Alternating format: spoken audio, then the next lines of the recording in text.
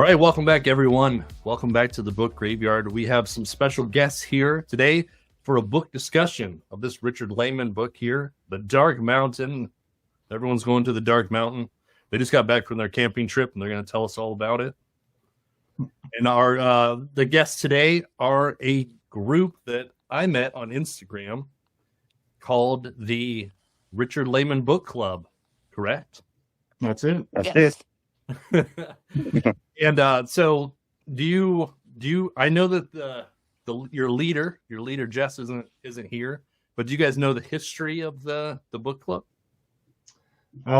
Well, yeah, she started it with another guy named Adam who went off of social media like a couple of years ago. Has it been a couple of years already? You guys remember? Yeah, probably like 4 months. Yeah. But I joined like after the first book they had read, so I missed the first one, and I've been there since then, and it's like 3-ish years now. Can't remember when everybody else hopped in.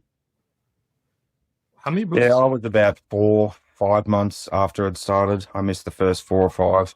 When I was in. I missed a lot. I think I've been only in there for about 2 years.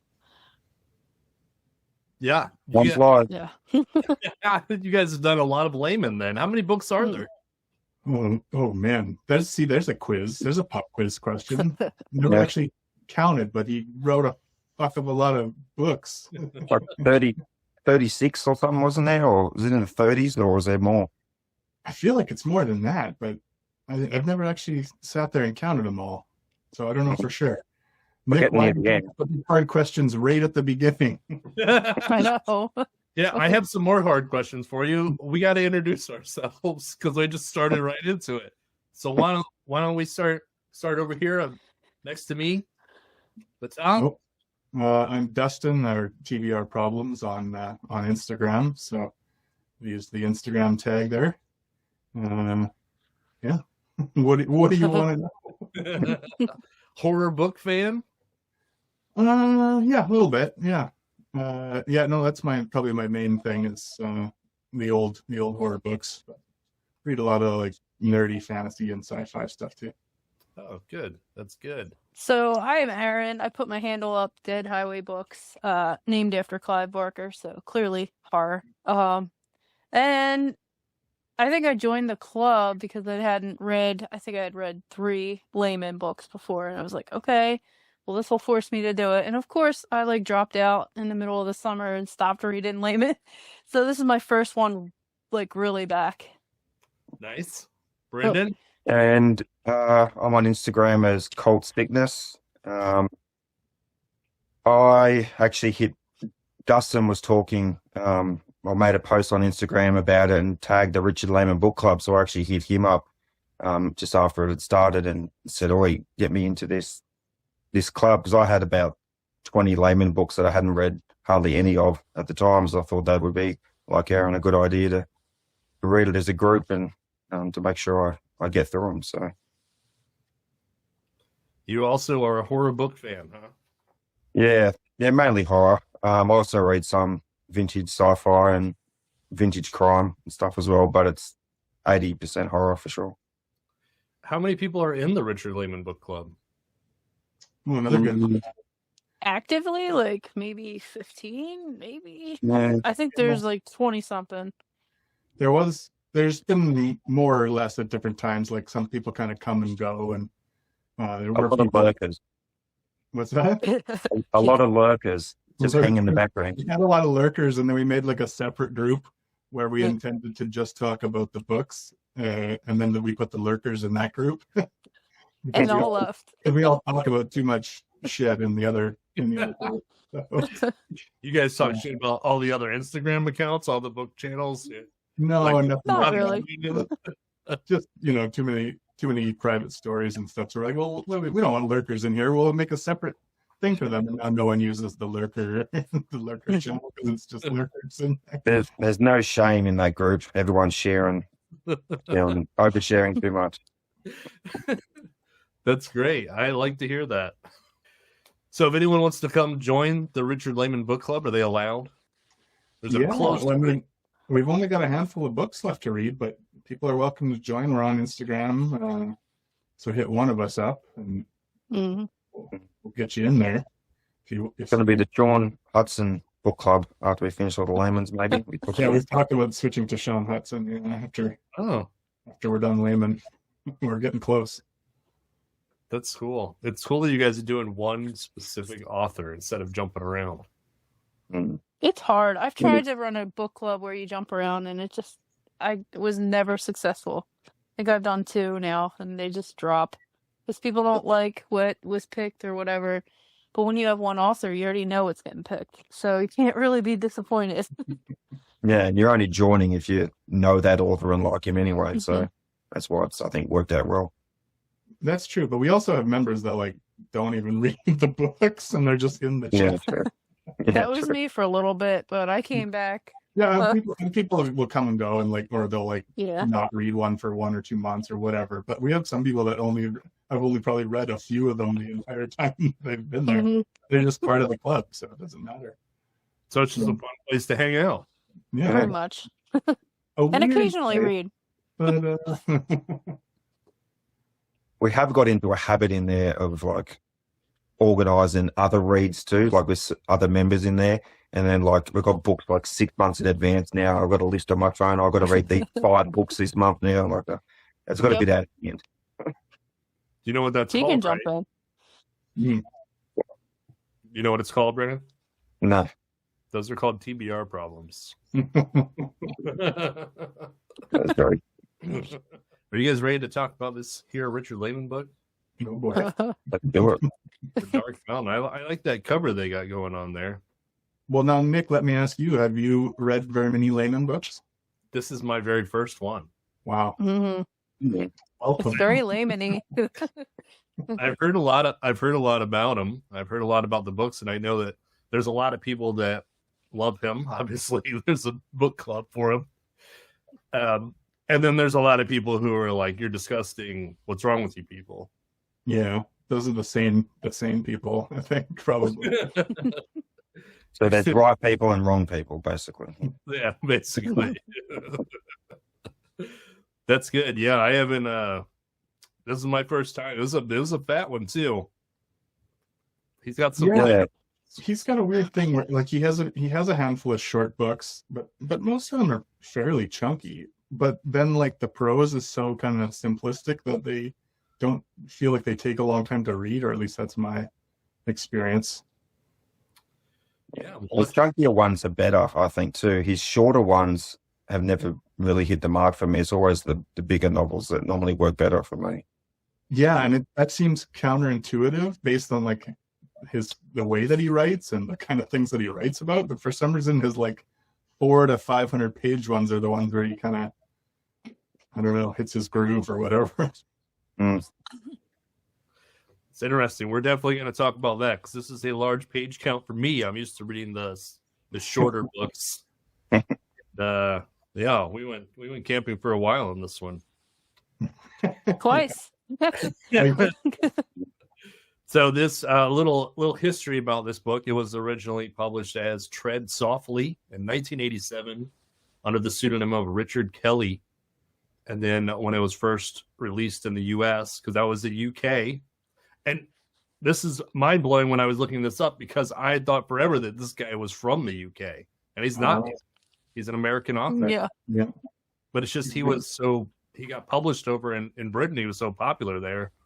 That's Yeah. what published his books. No one He's more cared. popular there than in America. Yeah. So in 1992 they released this as Dark Mountain under his real name, Richard Laymon, and this is the 12th full-length adult novel because he wrote a bunch of young adult novels too.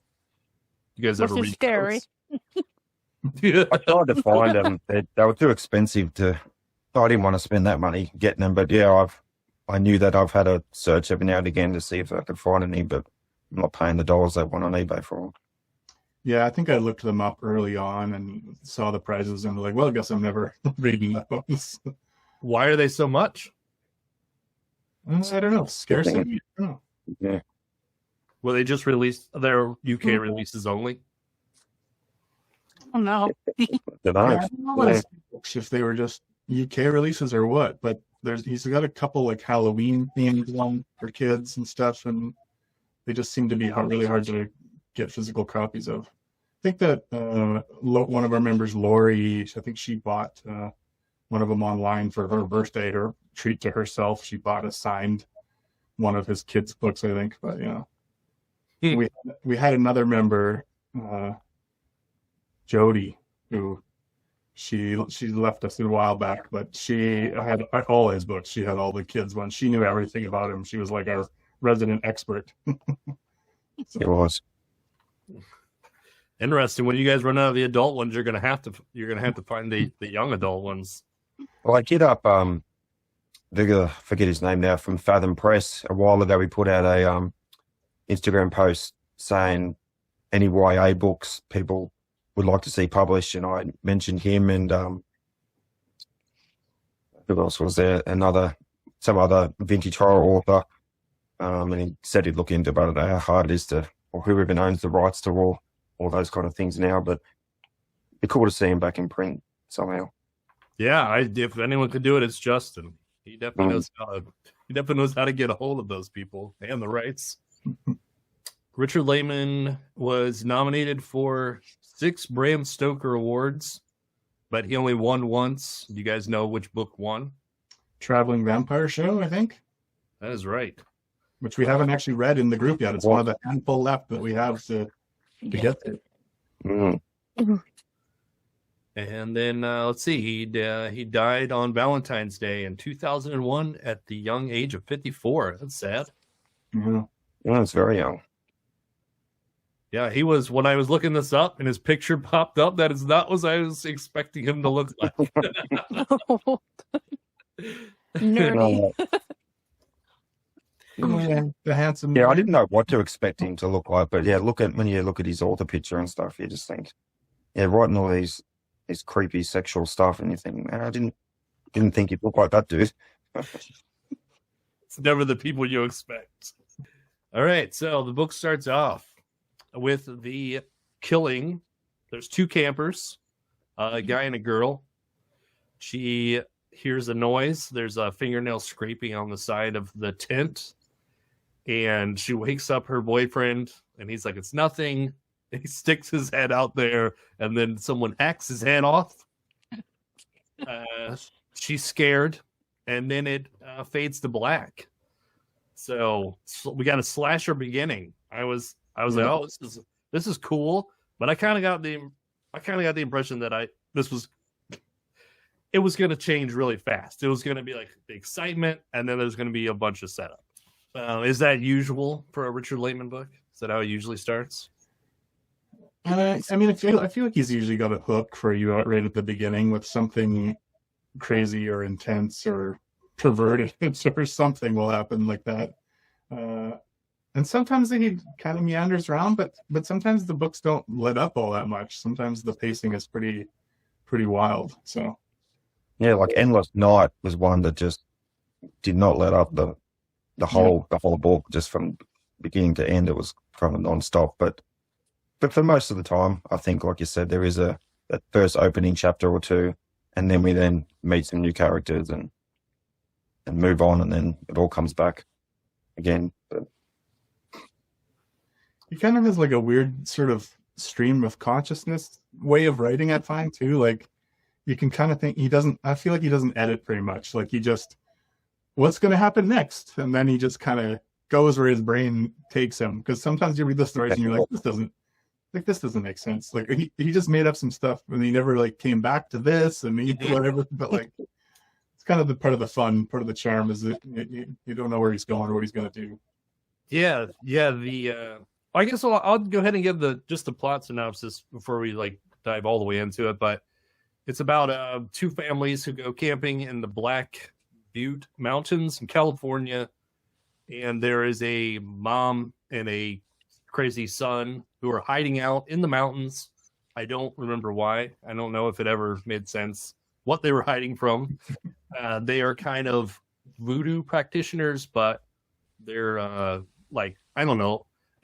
It made me think of maybe like the Pennsylvania Dutch version of voodoo, like the powwow, kind of like the Appalachian style. Yeah. Mhm. So they kind of have that Appalachian feel to them. I think she's even described as like in a dress, like how you would picture someone up in the hills. And her son is a serial killer, and he kills these campers at the beginning, and then we meet the two families, and they go up to the mountain to go camping and hiking, and then the inevitable they run into each other, and then they have to. There's a force of evil brought upon them by the witchcraft mom, and they have to figure out how to defeat her. Basically, say that's the plot. Yeah. Enjoyed it. Okay, so That So- covers it.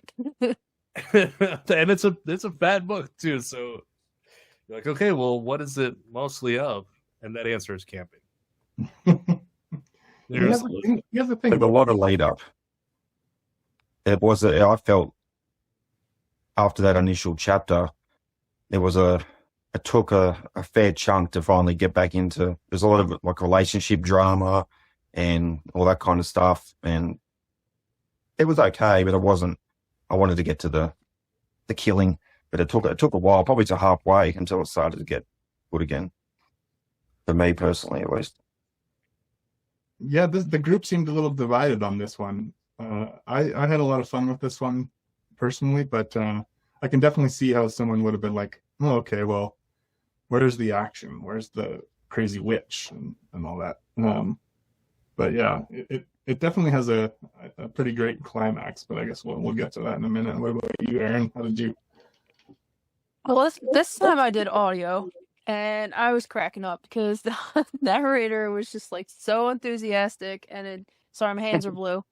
And it was just like perfect for a layman. So this is the second time I read it. One of the first Laymans I've ever read. So revisiting it, I'm like, man, I don't remember a damn thing about this. But it was good. I think it was one of the better Laymans. I'm on team yes on that one. He's just it was a little more. This will be crazy, Nick, maybe, but depending on how you felt about this book, but this is kind of restrained layman. This is like mature layman with like character development, or an attempt at it anyway. Yeah, Which is not definitely. common. Yeah, the characters, I mean, they weren't bad. I found the dialogue at the beginning was so jarring. It needed way more narrative, because you're just like, you give all these people, and there's like there's the Kate and what's her boyfriend, Scott, right? Karen. Was it Karen? Karen. Karen. Oh, Yeah, Karen Scott, Karen. Yeah, Karen Scott, and then Scott's teenage daughter and his son from a previous marriage, and then you got his friend, were they Vietnam buddies? Yeah, Vietnam buddies, right? Okay, I mean, his Flash, his wife, and his teenage son, and then the two kids, and those are like the main characters. And it's not hard to, I mean, that's not a lot of characters, but I was so confused. Like at the beginning of the book, I thought that Flash and his wife were Scott's parents. I thought they were going to be their new daughter-in-law, and there's just so much just dialogue, and the dialogue is like each person just saying one word. It goes so fast. I feel like they had their hand on my back while I was reading. They're just like, go, go, go, go, go. That's a layman story for you. It's just mostly dialogue, yeah. And sometimes too, he I noticed in this book specifically, like it would start referring to characters as mom and dad, but like you're not clear which mom and dad that it's referring to in a certain scene, or it's from one character's perspective, but then it refers to somebody as dad who is not that person's dad. So, Yeah, I noticed that too. clean that up. That's and not then characters like Flash, like he was referred to as Flash at one stage, and then whatever his real name was Mhm. at one stage, and then he was referred to as Dad, and he's got 3 different names, and you're like, oh. Yeah, I think that's not even the most. jarring thing was somewhere around the middle of camping, he stopped saying, and Scott said it would just be like someone said a line, and then it would just say Scott at the end. So you're like, is that person saying Scott, or is it Scott talking? Yeah. It only happened for like this little bit of time. I was like, this is crazy. It's half the fun trying to figure it out. Work maybe a little, you know. It's like you're putting together a puzzle of a book. You're like, oh, this piece goes here. And then it makes the whole picture. It's funny because it's not like his writing isn't complicated, but sometimes there's like these gaps where you're like, somebody needed to like come back to him and be like, we got to clean this up, make this a little more crystal clear what's going on right here. Who's talking right now? Yeah, there's always loopholes in his stories and stuff, like that infamous trolls under the bridge in the lake and stuff like that in the book The Lake, like stuff like that where he'll mention something in a character and then they've never mentioned again in the rest of the book, and you think, what was that about? Well, that's what I mean about the stream of consciousness. I feel like he just kind of writes whatever, and then he's like, "Oh, was I supposed to come back to that? Oh well, like the lake." Well, Brendon, because like you're talking about those troll characters, these crazy like homeless characters show up. He always refers to homeless people as trolls, so oh wow, you might. But they just show up for like one scene and do something crazy, and then you're like, "Whoa, what the hell is this?" And then they're not in the rest of the story. And there's always stuff like that in his books. You're like, huh, not a developed idea, just something he threw in there. Yeah, like what is the mom and the son hiding from? Does he ever say it? I don't. Yeah. Yeah. No. What's the backstory to them? Why? Yeah, like why are they? Yeah, I wondered that. I assume they just had killed some other people, and so they were hiding out in the mountains. Like that was because the son obviously can't control his urges, and he's using whatever excuse, like, oh, the master. They refer to this being the master, who's their, I don't know, their witchcraft lord, supernatural being or something, and he's pretending like, oh, I killed those people because the master told me to, and the mom is like, no, you didn't. You just wanted to fuck the lady. That damn master gets you every time. The master. Yeah, that they had a lot of. I mean, you know what? It doesn't matter. That's what makes these books so fun. Is like, yeah, the dialogue's kind of crazy. You're kind of like, what the hell's going on? And like, why is this person doing that? Who cares? If I care about that stuff, I'd go read literature. You know, Exactly. Yeah. Or Stephen King. Yeah. just throw it together and we'll see what happens. And it's a lot of fun. So it was fun. I like the idea of the voodoo lady and the master, and you hate the son like right off the bat. Like you're like, man, I hope I don't have to watch this guy do any more damage. I hope he gets what's coming to him. He does. So, and that's why Laymon's so jarring, I guess, where people either love him or they hate him, because you do have to put that aside. Like he's not a fantastic writer by any means, but he's a lot of fun. All his stories are silly and you can laugh at them, and it's got humor, got disgusting stuff in it. But you got to put some of those, if you want even like good vintage horror literature, you're not going to really get those stories here, but they're always fun no matter what. And that's why I think we like him so much, because he's great to talk about as in a book club setting and stuff, because there's always so much to bring up and funny situations and stuff. That's why we have so much fun together chatting about him. Yeah, absolutely. Yeah, books should be fun. Mm-hmm. So, okay, so the characters, you guys, you were into the characters. You said he doesn't usually do much character development, but I felt like, you had the Karen who just met Scott, and this is their first trip together. She's first meeting the kids. Yeah, yep. The little boy is in love with her, like really in love with her. That's his dad's girlfriend, and he just Everyone in the story is every male is way into Karen. She has a backstory of she was I don't remember if she's engaged or married, but she was in a car wreck and it killed her husband. Yeah. But that doesn't really have anything to do with anything, does it? Well, I guess Not really. he tries to use it as like she's afraid of certain situations or something like that, or like he tries to kind of do something with that, but doesn't really develop it in any serious way. Yeah. Again, like that's the Laymon beauty. You just got to keep those pages turning until we get to the insanity. There was a lot of like peppered in little horror elements through the camping, whether it was the ghost story, the campfire ghost stories, or Flash's story about the zombie who comes up out of the lake. Like, I thought that was pretty good timing for what was about to happen. Yeah.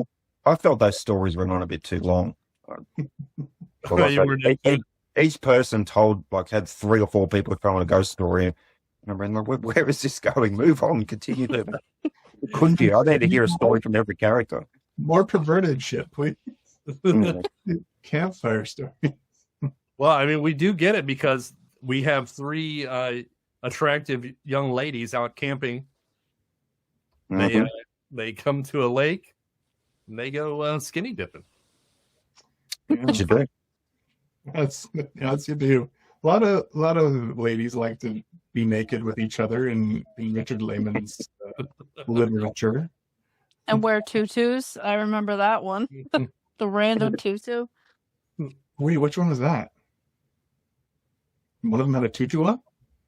Yeah, I think in Come Out Tonight, I think she had a tutu or something similar. I don't know why that's in my brain, but it was yellow, wasn't it?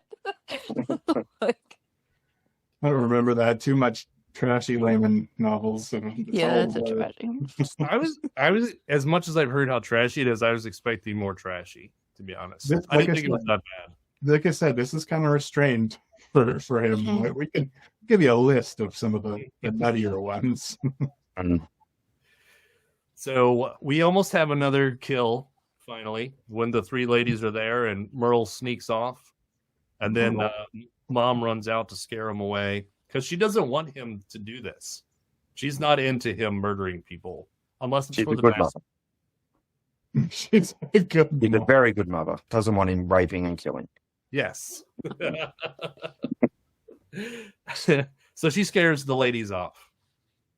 And I'm like, oh man, can we please just get the family there? Just get them there, please. Because this is like, I don't even remember. Is it page 170, something like that? That where finally they arrive. It's like as long as the books that you normally read.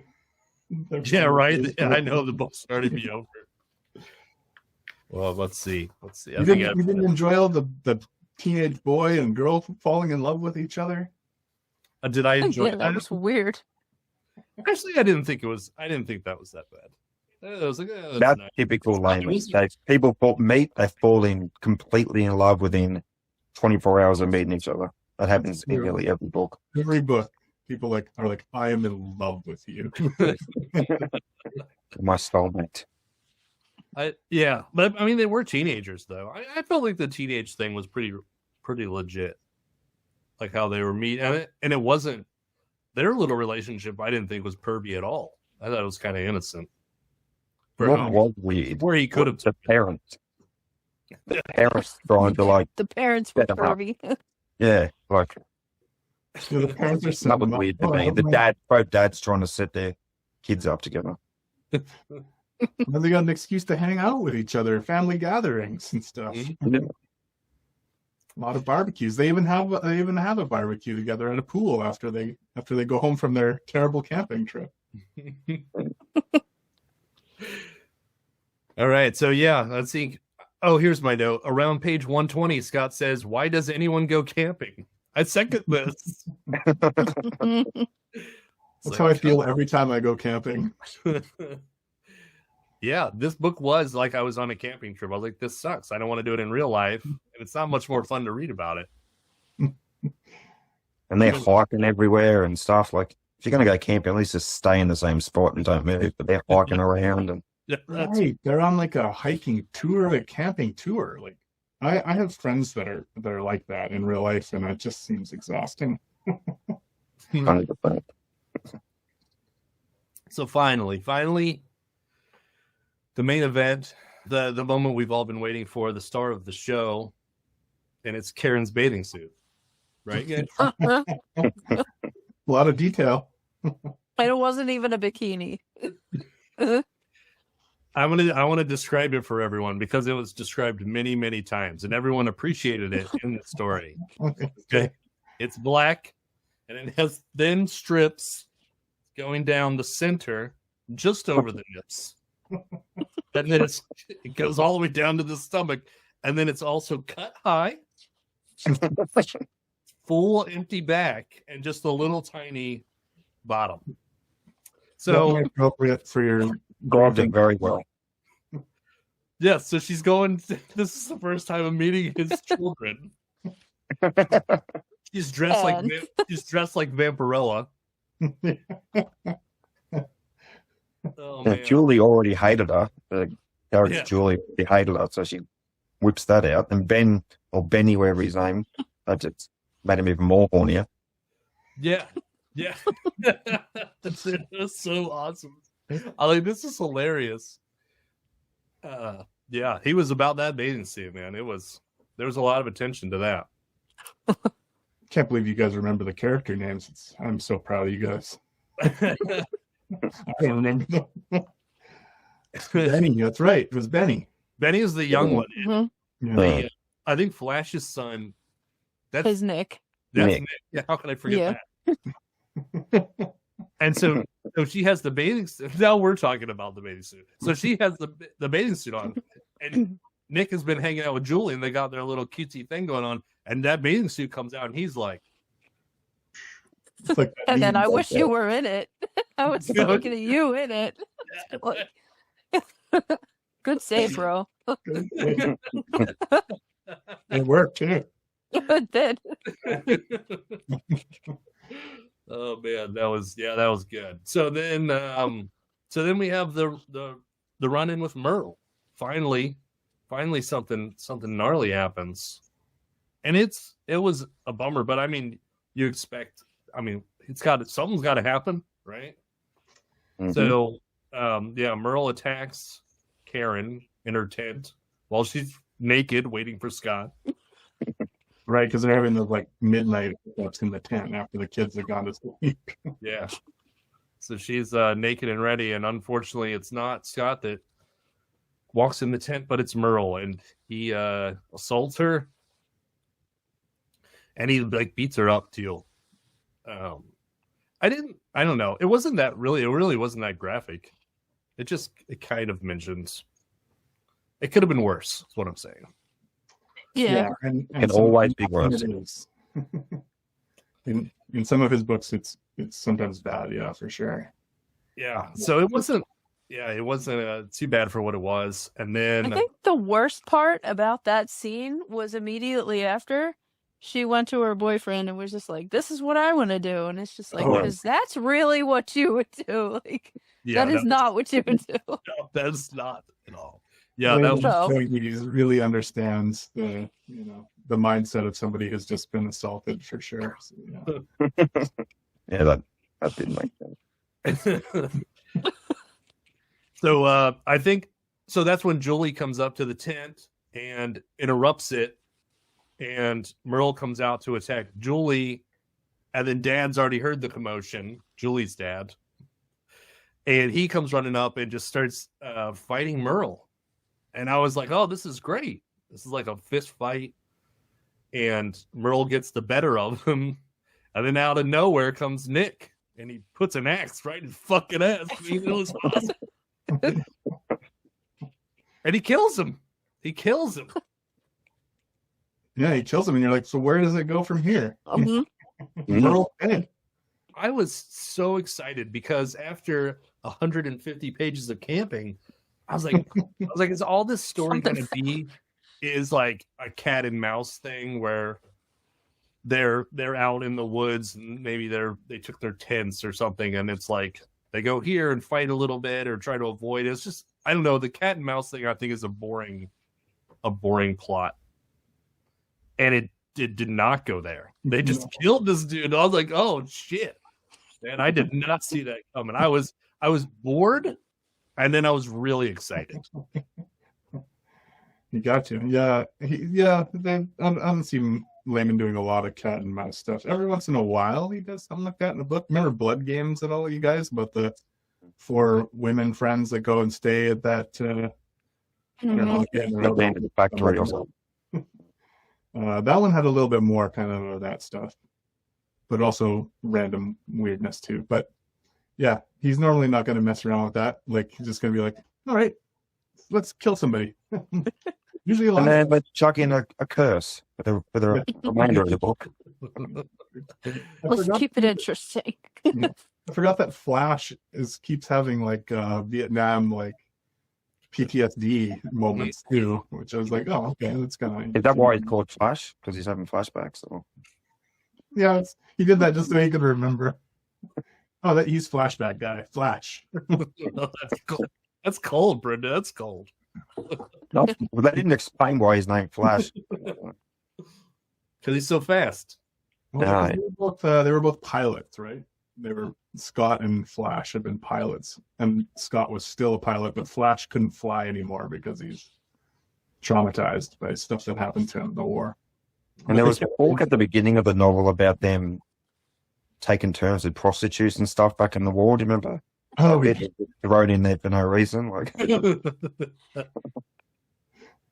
yeah, Flash is remembering that because his wife is nagging him about something, and he has this like, because she's saying something about how Scott's such a good guy or whatever, and he's like, we knew about those times that we tag teamed some prostitutes in Vietnam. Anyway, oh, Laymon.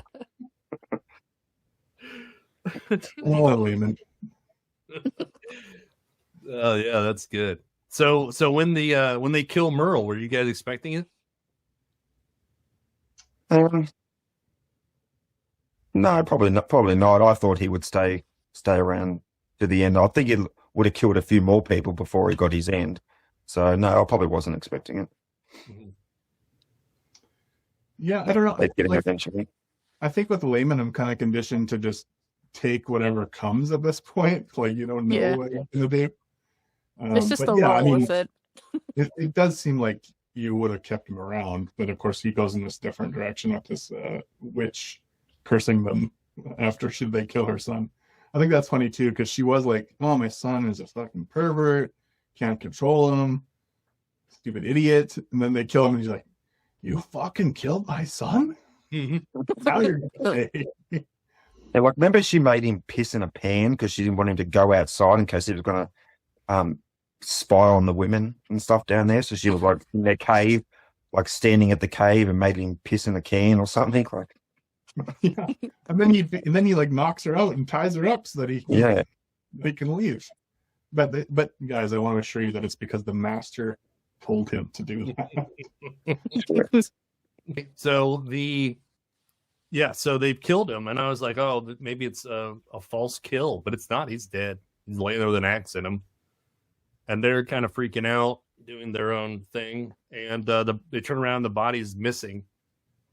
So you kind of think that maybe he survived it, but they did make it pretty clear that he was dead. So then I was like, oh, is he some supernatural thing, or is it has something to do with their magic, their evil magic? The master brought him back. So I was very intrigued at this point. I was like, what's going to happen? And the mom shows up on a rock and curses them and then disappears. I like that Benny right away is like, we have to go after her because she's cursed us. I don't know why he knows that. Like, what did he can? He's the only one that believes it. The other people are like, what the fuck are you talking about? We're going home now. This camping trip is over. Yeah, stupid kid. Stupid Benny.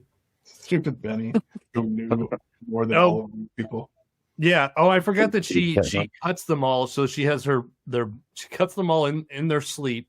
Right. And cuts their hair. So she has pieces of them. Yeah. And she holds it up and she's like, oh, you're cursed. You killed my son. Only Flash and Nick, I think, didn't get their hair cut because they were on guard duty or whatever. Right. Mm. So they're in the clear, which is funny because Nick is the one who killed him. Yeah. Oh man. So yeah, part 2. This is when it becomes like a regular horror book, I think. It's like pretty... There's no camping. Camping is over. Yeah. Yeah. I was like, the whole beginning where they were camping could have been like 5 chapters. And I thought it would have set it up pretty well. So it was, by the time I got to the second half, he's cruising now. Like, oh man. So they're cursed. Karen has a breakdown in the bathtub. Alice is Flash's wife. She hits that dog, and it's gorily explained that the dog is annihilated. And the kids are crying that they want him to save the dog, and she's like, okay. And they pick up the parts of the dog and put it in the trunk. And while she's driving, the dog comes alive to eat the kids. Right. There's the twin. I forgot there's the twin daughters, and like one of them is nice, and then the other one is kind of a jerk. Or Yeah. I forgot about that there were 2 of them. Man, what falls out of your brain after only such a short time ago of reading it? The problem with Nick, if you cut the beginning part, you wouldn't have that bathing suit. They can keep that. Don't worry, because it makes a second appearance. It does. In all of its glory, it's back at the pool party. They have a pool party. I forgot about the pool party, and I just finished it today. Yeah. Is that the one where Wally nearly drowns? Is that pool garden? Yeah. Well, she almost drowns before the pool party. They had the pool party after she almost drowns. Thank you, Dave. Yeah, and Benny is attacked at the library while he's trying to do research on curses. Yeah, that was a weird scene. Like the snapped off finger, like I like finger it. won't snap. I thought that was fun.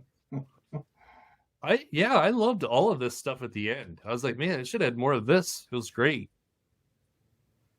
Because you realize at first Karen just has her breakdown, and you're just like, okay, well, she already had some issues with that whole husband dying, and then what happened to her camping. She's having a rough time. So sure, she's gonna have a breakdown in the bathtub. But then when the dog part comes, then you're like, okay, it's definitely like supernatural. There really is a curse on them. This stuff is really happening. And then the Benny in the library with is it the woman that he sees or just a woman? I think it was just that as a woman. I don't know. Maybe it was implied that it was Etty or whatever her name was. But I don't know if they actually said it was her or not. Wow, you remembered her name. That was the first time anyone said her name. I didn't remember that name. That's good. It's got the names. I'm loving this. So I made some notes so I knew what I was talking about on this. Oh, you guys are good. Notes, man. Yeah. Professional. So and then so no one is dead yet, except there's the scene where Flash. Actually, you know what? We've said this whole review that nothing wraps back around, and now all of this stuff is wrapping back around because there's a helicopter outside Flash's house. Yeah. And he's starting to trip out. He's like, there's this cop helicopter looking for somebody. And he starts flipping out. And he goes outside, and there's a guy there, and he goes to attack him, and he gets killed. So that had to do with his flashbacks that was stated earlier. So that's pretty cool. Yeah. He I never thought of that. he wasn't one of the ones who was cursed, but he's the one who dies. Yeah. So there's a swerve for you. There's a Laymon swerve. Then there's the part where Julie and Nick go out for their date, and then they go to park. This is the weirdest part of the book, I think. And the car dies. They have the flat tires because of magic. and they go up to this house, and there's just this creepy fat guy there who is nice at first and then tries to kill them. This is a good example of a Laymon random thing happening. See, that happens normally in all his books. Stuff like that theme is in every single one of his books, I reckon. And he's like, "Oh, gotta kill people." Like, It's, of course, the typical for help. Julie and Nick go up to, we need help. Someone's got to save us. The one house they knock on is a killer. Right. They knock on John Wayne Gacy's house. Yeah. And it's no good. He's got Nick down. He's out. I think he knocks him out, and then Julie fights back. But I think that Julie got a phone call off to her dad, and him and Karen are racing over there, and she's having figure out where he is. They are somehow. Yeah, she's having flashbacks of the accident with her husband. Yeah, see, he ties it back in. He brings it back. He's a the little best. Yeah, and then I don't remember what happens to you guys. Like he does. I think that Julie kills the guy, right? Yeah. Well, he attacked Nick while she's on the phone, right? And then she gets she tries to like run away, and she's having like a fight with him. Does she kill him? She smashes like a TV on his head or something. I don't remember. Somebody fill in here. Yeah, I don't. Just read it. A bit out. You'd think I would. But no. So whatever, they escape. Scott's in the hospital because he wrecks on the way over there. That was awesome. So he does. Oh, he does wreck the car on the way. So he doesn't even save his daughter. So yes, she must have saved herself. Well, and you think as Laymon kind of makes you want to think like, oh, Scott died too. Like the way he writes it is like, oh, he died as well, just like her previous husband or whatever. And now she's just got the kids up at the campsite because that's what you do as a responsible adult. You take the children back up to confront the witch who has cursed you. There was one when they went to the cinema before they ended up parking out in that bit. There was one funny scene where they were kissing or whatever in the cinema, and then they went to the toilets afterward, and Laymon wrote when Nick went to the toilet that his dick was slippery on the underside of his dick. And why is his dick slippery on the underside? Was his dick sweating or something? And I remember writing a note about that, just going like, that's a stupid typical Laymon right? I don't want to get into theories. Yeah. Some Laymon stuff there. I did think it was funny that they had gone to see like an 80s like raunchy sex comedy, and they were like, this sucks. This movie sucks.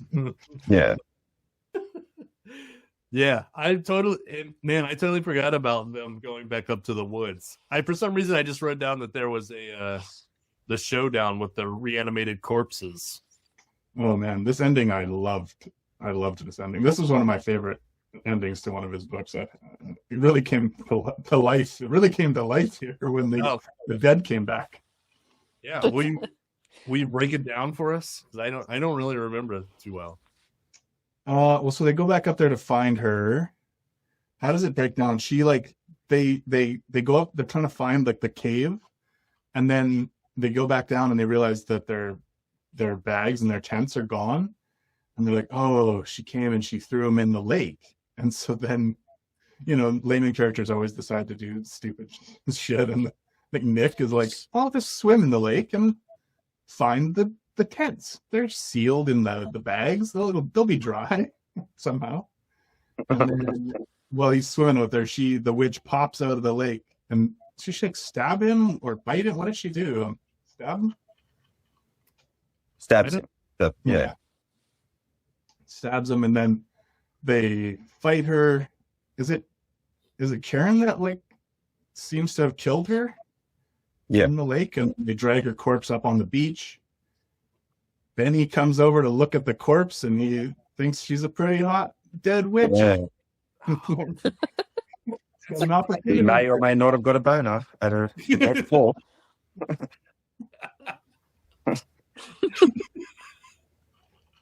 That's right. I forgot all about that. Yeah, what's up with that, huh? He even writes in there that he feels disgusted. He shouldn't have a boner, but he's looking at this corpse's tits. Doesn't he touch the tip to the corpse as well? Like gave it a feel. I think he's thinking about it. He goes to grope the dead witch titty, and then she comes back to life. And it's a shocking moment. And then of course the dead guy that Merle killed in the first scene, and Merle are like reanimated corpses, and they show up and start attacking them too at the campsite. I thought all that stuff was pretty fun and just ridiculous. Yeah. Yeah, that ending was cool. I mean, I didn't remember it, but I remember being like, yeah, I was really surprised to see that she had taken the kids back up to the mountain. Yeah. Without the father. Like, she doesn't go with another adult or whatever. She's just like, I'll take the children and we'll. The 10-year-old. And that, like, Because they got a book from the library that explains everything. That's right. You got the witch book out of the library, so they knew what they were dealing with. Like Benny's the expert now, and he's 10 years old. He knew what was up. And then they go see The other Scott. thing Laymon always... Sorry, go ahead. Oh, I was just going to say, they go see Scott in the hospital, and she's like, yeah, I took your children to go kill the witch. They did great. He's like, yeah, whatever.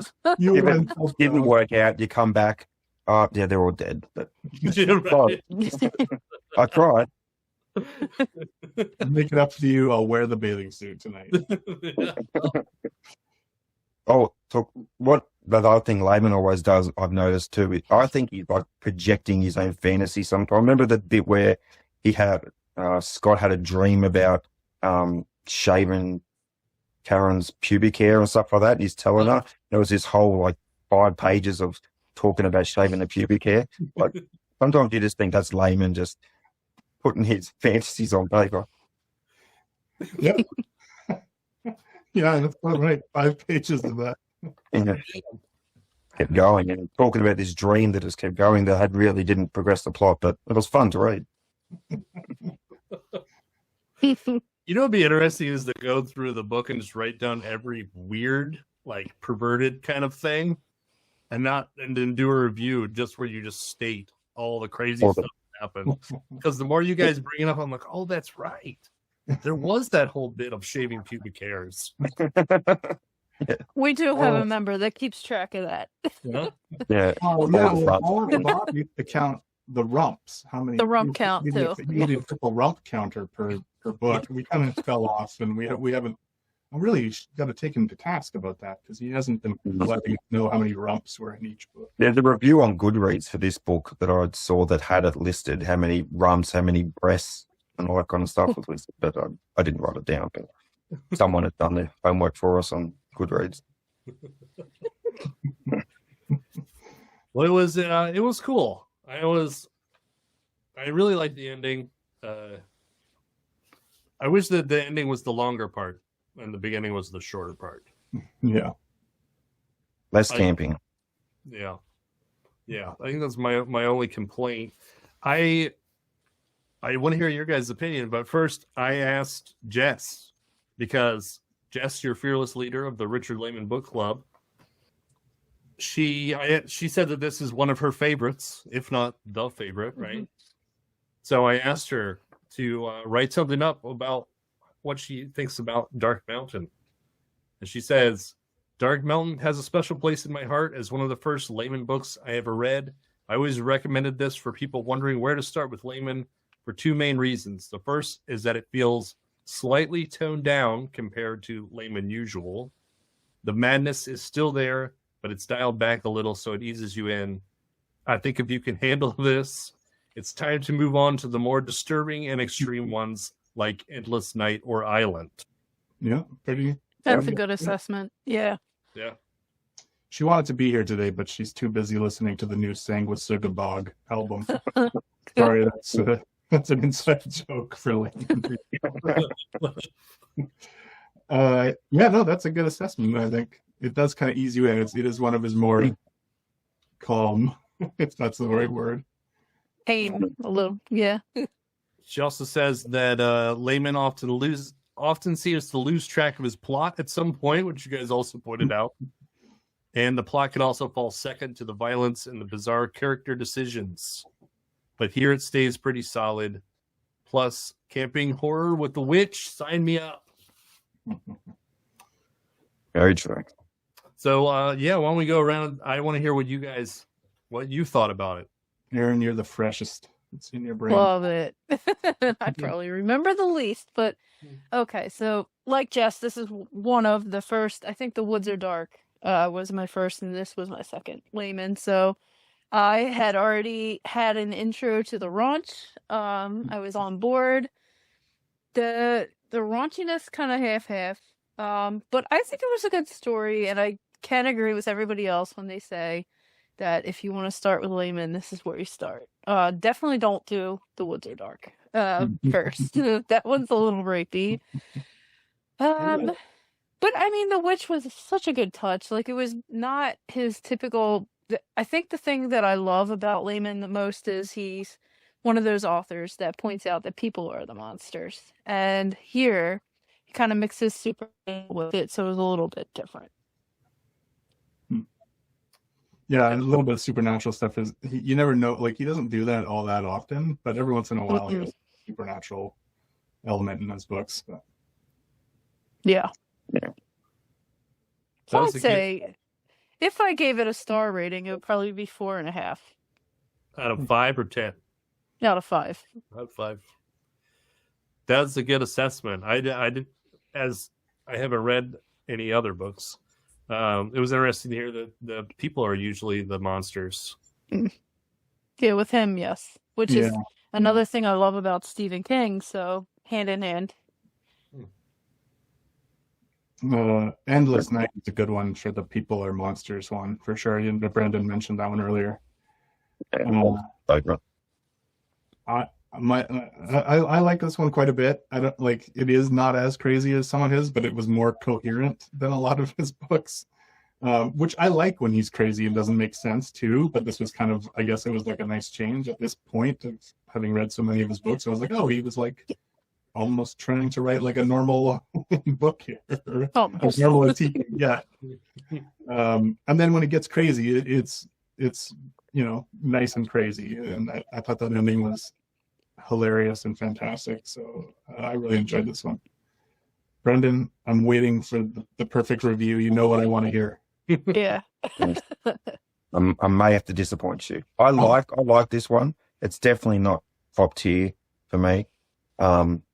Probably have the same view as Nick, that the whole first half of the book was a bit of a drag. It wasn't terrible, but I kind of wanted to get to the good stuff. When it did get to the good stuff, it was fun. But I felt like it was, like you guys have said, it was a bit restrained compared to some of his other things. There were still those funny bits in there and people making silly decisions and whatever. But I don't know. I felt in other books I've laughed more at how batshit crazy the situation's got, where this one was just a bit more restrained. And that with the bit of a slow lead up, I gave it 3.5 out of 5. So I still liked it a lot. It's still good. I liked the ending. The ending was probably one of the best bits of it. But not up there in the top 5 or anything for me. I just wanted you to say it was shit. Total shit. Oh, I know. that. Yeah. Shit. Total shit. That's Sometimes an Brendon will review- inside joke too. I do, in the book club, I do reviews on anything from cans of Coke to, I don't know, movies to whatever. And that's my review every single time. Yeah. Total shit. Shit. Total. in a good way or a bad way? Yeah. This If you had to give it a rating, Nick, what would you give it? And well, I can't compare it to other Layman books, but I guess if I compare it to other 80s fat horror paperbacks, I would say it's probably like a 3.5. Yeah, I was surprised at how I thought it was very Stephen King. This is the most Stephen King type book that I've read since Stephen King.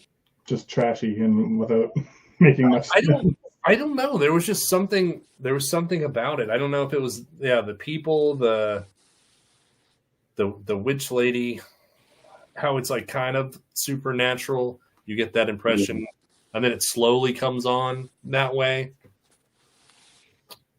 Maybe it's stylistically. I don't know, but yeah, that's what it reminded me of, and it was cool. They just the fucking camping. I mean, there was just so much. Cut it out. There's a part where they're going to the mountain and they stop at the gas station. I'm like, am I in the fucking car with these people?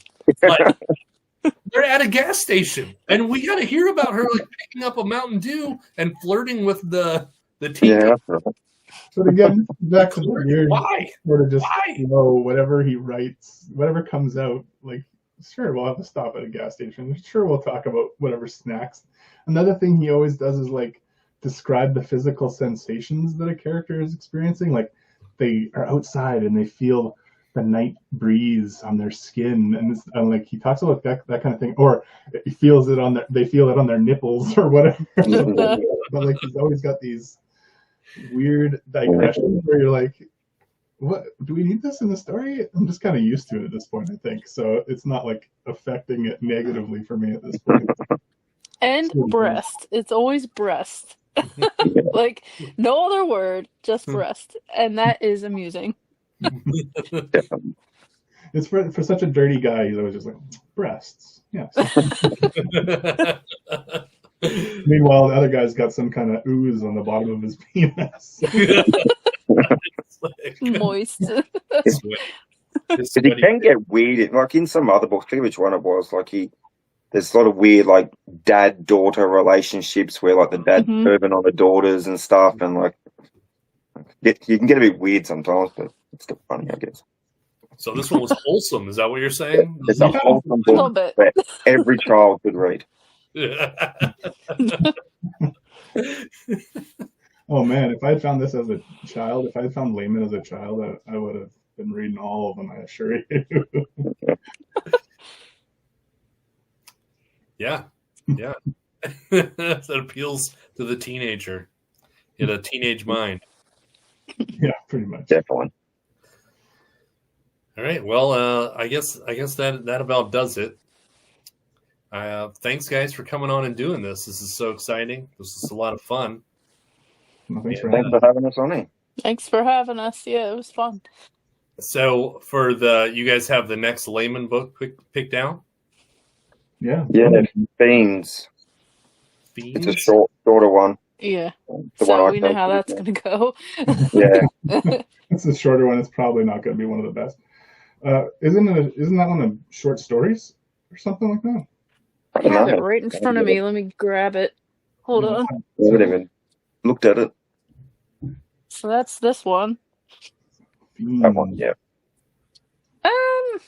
No, I think it's a story. Oh, okay. Wait. For some reason I thought it was a collection. Hold on. Let's be sure. Oh no, it is a collection. Haha. Maybe. I know things sometimes. It'll be a surprise. Yeah, it's definitely a collection. Cool. That'll be different because I've never read a collection of him before, so it'd be interesting to see how he does in the really short form. Yeah. Well, this one's like, not even, it's about 300-ish pages. Good. I'm going to leave it for the end of the month so I remember what I'm talking about. I know, right? I wonder if the short story is just the end of this book, because that would be awesome. The best part of the book has been a short story. I mean, if you think about it, he could have done it as a short story where he just started off with the the backstory where they're starting to be attacked, and then he's like, "It must have been that witch that we ran up to on the mountain." Cut off 300 pages. So now thinking about it, I wish we got more of the Master. Maybe the Master should have came down and had a second coming and come to Earth, and the Master should have done something. That would have been cool. Yeah, I was kind of waiting for the Master to like make an appearance somehow. That would have been cool. All right, so I think that's it. I think we're going to call it a day. Once again, thanks, guys. And if you're interested in the Richard Laymon Book Club, go to Instagram and find one of these lunatics, and they'll point you in the right direction. And that's it. We're out of here. See you later.